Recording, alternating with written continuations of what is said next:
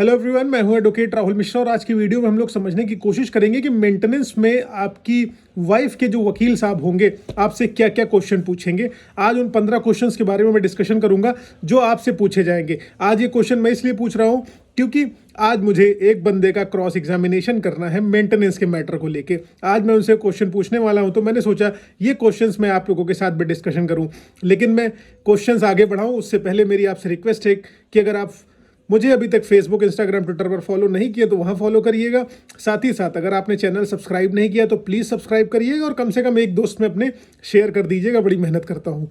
दूसरी चीज़, अगर आप मुझसे पर्सनली मिलना चाहते हैं लखनऊ में या मुझसे बात करना चाहते हैं टेलीफोन पर, तो आप मुझसे बात कर सकते हैं या मिल सकते हैं। अपॉइंटमेंट आपको शेड्यूल करानी होगी। अपॉइंटमेंट शेड्यूल कराने के बाद ही मुलाकात या बात हो पाएगी। नंबर आपको डिस्क्रिप्शन में मिल जाएगा। चलिए हम लोग वीडियो स्टार्ट कर सकते हैं। देखिए दोस्तों, जब भी मैट्रिमोनियल डिस्प्यूट होगा, आपकी वाइफ आपसे जो है अनरीजनेबल मेंटेनेंस मांगने की कोशिश करेंगी, हैवी मेंटेनेंस मांगने की कोशिश करेंगी, जिसके लिए वो 125 में कोर्ट जाएंगी या हिंदू मैरिज एक्ट के तहत जाएंगी या डाइवोर्स केस में भी वो आपसे मेंटेनेंस की डिमांड कर लेंगी। अब जब मेंटेनेंस की बात आती है तो उसमें आखिरकार जो वकील साहब होंगे, लड़की वाले के वकील साहब यानी कि आपके अपोजिट पार्टी के जो वकील होंगे, वो आप से यानी कि बतौर हस्बैंड आपसे क्या क्या क्वेश्चन पूछे जाएंगे। तो पहला क्वेश्चन आपसे पूछा जाएगा, सबसे पहला जो जर्नल होता है कि आपकी शादी कब हुई थी, आपको एक टाइम डेट जो है स्पेसिफाई करना है, सब कुछ बता देना है अप्रोप्रिएट तरीके से। अब उसको आप झूठ नहीं साबित कर पाओगे, इसलिए सही सही डेट आपको बतानी होगी। दूसरा क्वेश्चन जो आपसे पूछा जाएगा, जो सबसे महत्वपूर्ण होगा इस केस की कड़ी का, जो मेंटेनेंस का मैटर होगा आपका, वो आपसे पूछा जाएगा कि आपकी वाइफ कब घर छोड़ कर गई थी। ठीक है, आपसे पूछा जाएगा कि वाइफ की जो है घर छोड़कर क्यों गई थी। तो उसमें आपको सीधा सा जवाब देना है कि इस तारीख को गई थी, मतलब उसमें टाइम और डेट आपको बताना है कि लगभग 2 बजे फलाना तारीख को गई हुई थी। वो स्पेसिफाई आपको अच्छी तरीके से कर देना है। अब अगला क्वेश्चन तुरंत ही वकील साहब आपसे दागेंगे। वो कहेंगे कि वाइफ आखिरकार जो आपकी घर छोड़कर गई हैं वो क्यों गई हैं। आप लड़ाई झगड़ा करते थे तो आपको रीज़न बताना है कि वाइफ क्यों छोड़कर घर चली गई। तो आपको इसमें रीजन ये बताना है कि मुझे पता नहीं क्यों आखिरकार वो घर छोड़ के चली गई, बिना किसी रीजन के, बिना किसी प्रायर इन्फॉर्मेशन के वो घर छोड़कर चली गई। मैं उन्हें बहुत सारी रोकने की कोशिश है की, लेकिन वो रुकी नहीं। उसके बाद आपसे पूछा जाएगा कि जो है आपके ऊपर मारपीट के आरोप लगे हुए, क्या आप करते थे। तो आप कहिएगा नहीं, बिल्कुल भी मैं मारपीट नहीं करता था, ये सारे के सारे आरोप बेबुनियाद हैं। उसके बाद आपसे पूछा जाएगा, भाई साहब लड़ाई झगड़ा आपका हुआ करता था रेगुलर बेसिस पे। आपको कहना है बिल्कुल लड़ाई झगड़ा नहीं होता था। आपको यहाँ पर ये नहीं कहना कि भाई वो पहले स्टार्ट करती थी तो होता था, कुछ नहीं। सीधा कहना है कि लड़ाई झगड़ा बिल्कुल भी नहीं होता था। हम अपना जो है जीवन एक बेहतरीन ढंग से जी रहे थे, अचानक से ऐसा क्या हुआ कि ये बदल गई, मुझे इसकी जानकारी नहीं है।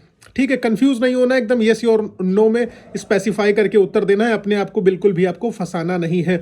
उसके बाद अगला आपसे क्वेश्चन पूछा जाएगा, 5वां क्वेश्चन, कि क्या आपने सेक्शन 9 डाला है।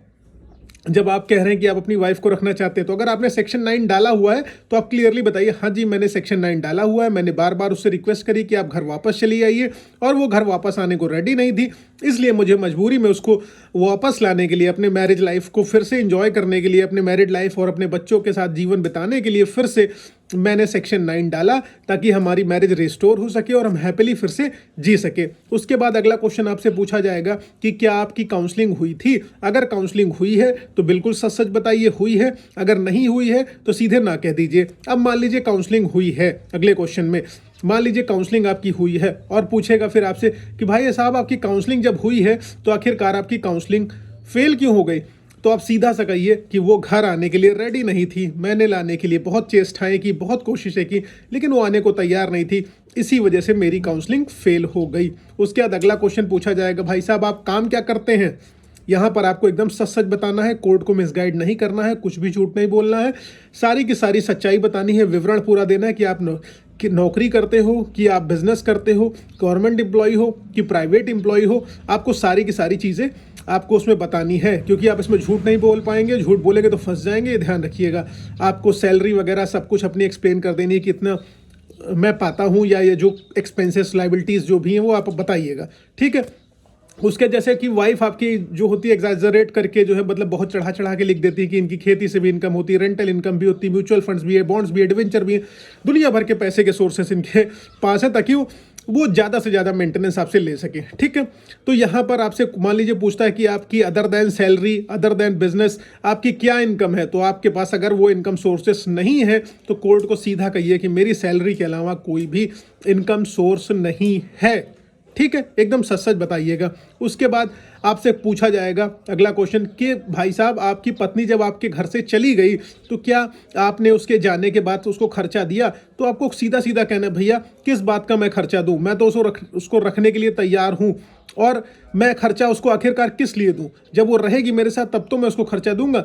उसके बाद अगला क्वेश्चन आपसे पूछा जाएगा क्या जब साथ थी तो खर्चा देते थे। तो हाँ क्लियर कहिए कि भाई बर्थडे सेलिब्रेशन होता था, उनको घुमाने लेके जाते थे, सारे कार्य करते थे साथ, जब वो मेरे साथ रहती थी तो सारे खर्चे मैं उठाता था, उसको पैसे भी देता था और मैंने जो पैसे दे रखे हैं उसी पैसे से तो इसने मेरे ऊपर केस कर रखा हुआ है। ठीक है, यहां पर अपने आप को इस तरीके से आपको कहना है। उसके बाद आपसे पूछा जाएगा कि आपने अपनी पत्नी के ऊपर कौन कौन से केस किए हुए हैं। अगर जो भी आपने केसेस कर रखे हुए हैं वो सारे केसेस बताइए, अगर नहीं कर रखे हैं तो उन केसेस को आप कह दीजिए कि भैया मैंने कोई केस नहीं कर रखा है अपार्ट फ्रॉम सेक्शन 9। और ठीक है, उसके बाद पूछा जाएगा क्या आप बच्चों को खर्चा देते थे। कहिए बिल्कुल, बच्चों का तो खर्चा, मैं उसका फादर हूं, मैं उसका खर्चा उठाने के लिए तो रेडी हूं ही, मैं उसका खर्चा उठा रहा था। ठीक है, और मैं उसको अच्छे से अच्छे स्कूल में पढ़ा रहा था, अच्छी जगह घुमाने लेके जाता था, वीकेंड पे आउटिंग करते थे, सारी की सारी चीज़ें आप बताइए। अब उसके बाद पूछा जाएगा जब से गई हैं आपकी पत्नी तब से आपने बच्चों को खर्चा दिया है। तो आपको यहाँ पर यह कहना है कि भाई साहब बच्चों से जब मुझे मिलने ही नहीं दिया जा रहा है, बच्चों से मैं कोई कांटेक्ट ही नहीं कर पा रहा हूँ, तो आखिरकार मैं उन्हें कैसे खर्चा दूँ। जब वो मेरे साथ आ जाएंगे तो मैं सब कुछ करने के लिए तैयार हूँ, पहले की तरह सब कुछ एकदम अच्छी तरीके से मैं निपटा देना चाहता हूँ। देखिए मैंने एक जर्नल क्वेश्चन आपको बता दिए हैं जो मुझे आज इस केस में पूछने हैं, लेकिन ये question case to case different होते हैं लेकिन सिमिलर होते हैं, लगभग इसी टाइप के क्वेश्चन ही पूछे जाते हैं, कुछ अलग नहीं पूछा जाता है। आई होप आप लोगों को ये सारी की सारी चीज़ें क्लियर है और ये वीडियो पक्का आपको पसंद आया होगा। अगर पसंद आया है तो प्लीज़ लाइक शेयर सब्सक्राइब करना, साथ ही साथ फेसबुक इंस्टाग्राम ट्विटर पर फॉलो करना। पर्सनली मिलना है या बात करनी है लखनऊ दिल्ली में आकर तो मुलाकात करिए, अपॉइंटमेंट शेड्यूल कराइए। बिना अपॉइंटमेंट के प्लीज़ डायरेक्ट फ़ोन मत किया करिए, बहुत प्रॉब्लम होती है, दिन में बहुत सारे फ़ोन आते हैं। ये नहीं कि मैं अभिमान करके बोल रहा हूँ, एक्चुअल में मैं बता रहा हूँ हम लोग एक फ़ोन है और अटेंड करते करते परेशान हो जाते हैं। जय हिंद।